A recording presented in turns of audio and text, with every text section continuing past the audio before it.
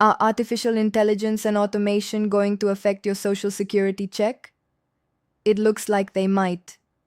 And that is exactly what we're talking about today. The Social Security trustees already have a projection showing that in as little as 81 payments, benefits for everyone could be cut by about 23%. So if you're receiving $1,000, that could mean losing $230. If you're receiving $2,000, that could mean losing $460. That's not my opinion. That comes straight from a Social Security trustees report. These are the people tasked with measuring what's in the trust fund, how much revenue comes in each year through FICA payroll taxes, and how much is paid out to beneficiaries. So at the core, the situation is this. There is a trust fund, and it is being drawn down. That part is not really up for debate. At the same time, Social Security itself will still be here for hundreds and hundreds of years into the future, unless it is privatized and handed to Wall Street. And no one can truly predict what would happen after that. But as long as privatization does not occur, the program remains in place for generations. The real problem is what happens when the trust fund runs out. Once those reserves are depleted, the extra dollars currently used to cover gaps disappear, leaving only the money coming in from current workers.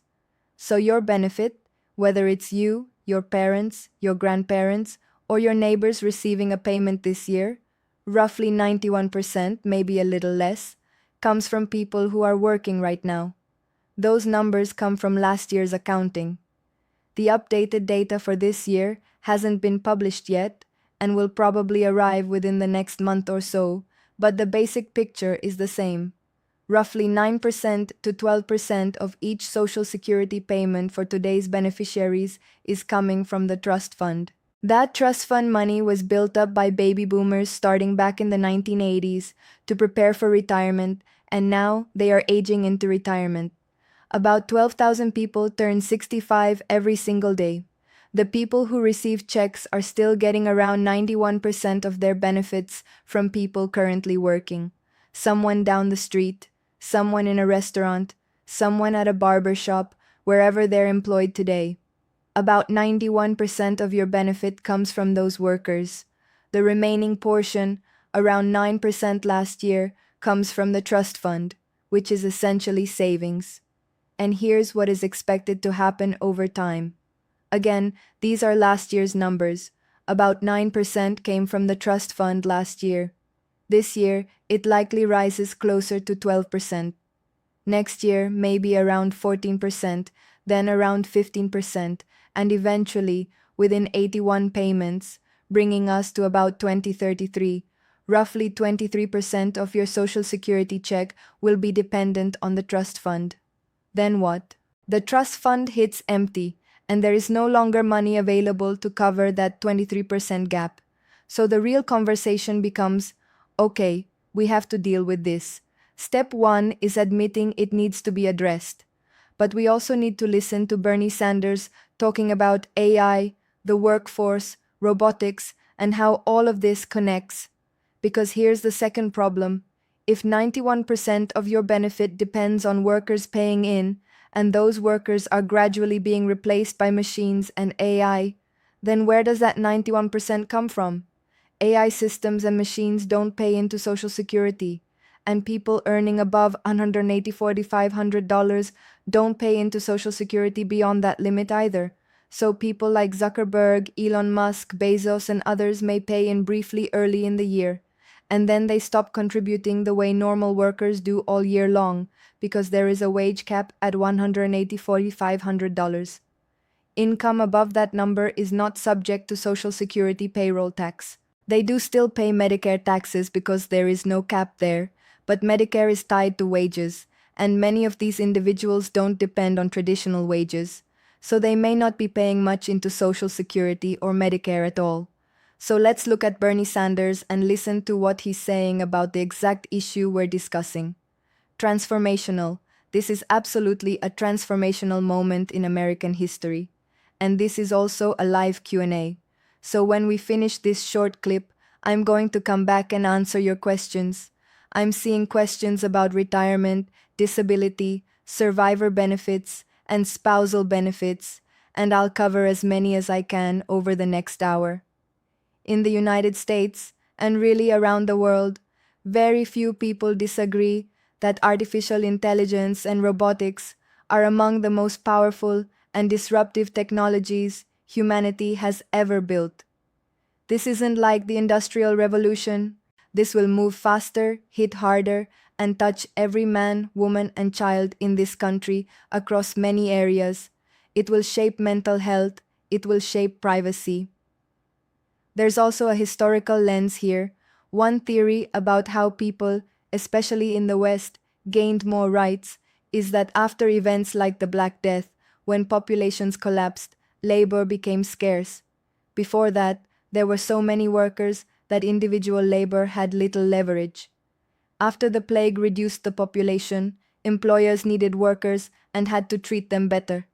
That pressure helped produce rights over time. But with AI and robotics, the fear is the reverse. Companies may not need workers, so they won't have to treat people better. They may not need us at all.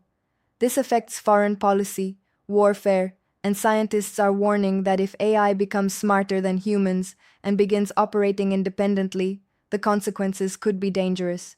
But today we're focusing on economics, and it doesn't get enough attention. Specialists are warning that AI and robotics will impact virtually every worker. About a month ago, I was in San Francisco and I rode in a driverless car. You know what that is, a vehicle with no driver, and it worked well. These vehicles are all over San Francisco and they're spreading across the country with other autonomous companies.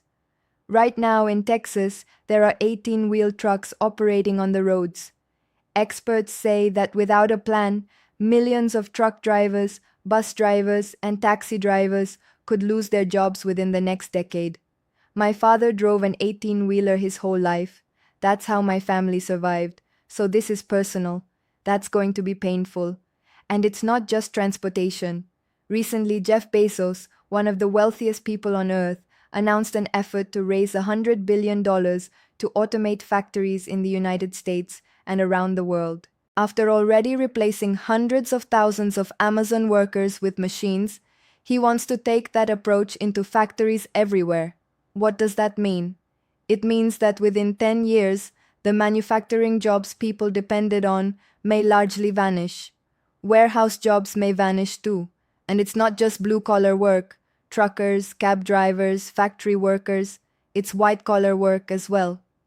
Elon Musk is pushing Tesla toward robotics, aiming to build millions of robots each year. At the same time, leaders in Microsoft's AI division have suggested many white-collar roles could be automated within 12 to 18 months. That includes lawyers, accountants, administrators, programmers, engineers, teachers, and even healthcare professionals. So we're looking at massive disruption across both blue-collar and white-collar jobs. And the truth is, the people driving this are the richest people on the planet. Musk, Zuckerberg, Bezos, Ellison, and others. Their goal is to replace human labor. Why? Because if a robot costs $20,000 or $30,000 and can work 24 hours a day without wages, vacations, or sick leave, it becomes an extremely profitable tool. Labor costs collapse. So the question becomes, why hire people at all? What we face now is that many Americans still believe human workers matter, and most people feel the same. Polls show 79% of voters are worried the government has no plan to protect workers from AI job loss. About 56% worry they or someone in their family could lose a job within the next year. And most Americans don't trust the motives of those leading AI, understandably. We've heard promises like this before. The ruling class once sold free trade as something that would help American workers, promising better opportunities and access to markets. That didn't happen. Instead, factories closed and moved overseas for cheaper labor. Now we're hearing similar promises about AI, and people are skeptical. So what happens next? Some are discussing slowing AI expansion so society has time to plan. The goal is to make technology serve the public instead of just building more wealth for a small group. That is the focus. And yes, critics will call it anti-technology. But the purpose is to make technology work for people, not erase them. If jobs disappear, ideas like universal basic income may become necessary so people can still pay for housing, food, and healthcare. Now I'll keep going, but I also want to answer questions. Here's one. Married, age 62, previously married for 26 years, now divorced, currently unmarried, has a pension, a full-time job, and a 401k. Should they claim Social Security now and go part-time?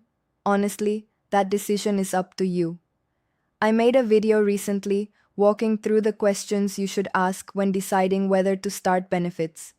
If you work part-time and earn under 2480, you can receive Social Security without withholding. If you claim at 62, your payment is reduced by about 30% because you're filing early, and that reduction lasts for life. You do have options.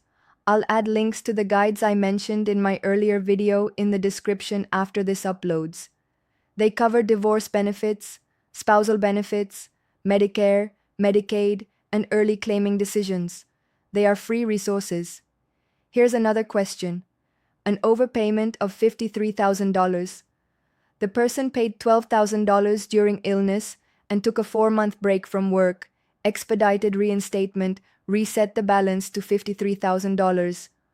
What should they do? This sounds tied to disability benefits. In my experience, cases like this almost always involve SSDI.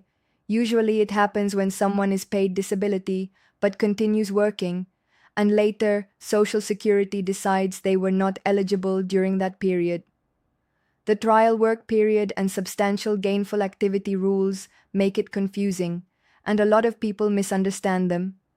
That's why I have a guide on this. If your benefits ended because of work and you requested expedited reinstatement within 5 years, you're saying your condition still prevents you from working. The first thing I recommend is checking the math. File an SSA 561 request for reconsideration to confirm the overpayment amount is correct. Mistakes happen, especially now with limited staffing. Before you agree to repayment, verify the number. After you get a response, you can look at requesting a waiver of the overpayment. To get a waiver, it generally must not be your fault, but SSA often argues you were working above allowed limits. If there is proof the earnings are wrong or belong to someone else, that must be corrected. You can have those earnings removed if they are not yours.